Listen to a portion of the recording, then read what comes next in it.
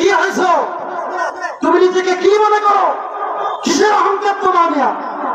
কিসের অহংকার করো তুমি? তুমি কি দেখো না তোমার দাদা চলে গেল, তোমার নানা চলে গেল, তোমার নানি চলে গেল, তুমিও চলে যাবে? কিসের অহংকার করো নিয়া তুমি? কোন মানুষের ভিতরে সামান্যতম অহংকার থাকলে ওই মানুষ আল্লাহর জান্নাতে প্রবেশ করতে পারবে না। কথা বলে ঠিক কিনা? টাকা গেল মানা গেল কেউ এলো না ফিরে, তোমাকে যাইতে হবে গো ওই নাই অন্ধকার কবরে, তোমাকে যাইতে হবে গো। আজ না হয় কাল তুমি, আজ না হয় কাল তুমি যাইবা কবরে, যাওয়ার সময় দেখবে ছেয়ে গো তোমার সবে রইল পড়ে, যাওয়ার সময় দেখবে ছেয়ে গো। ঠিক কিনা বলে?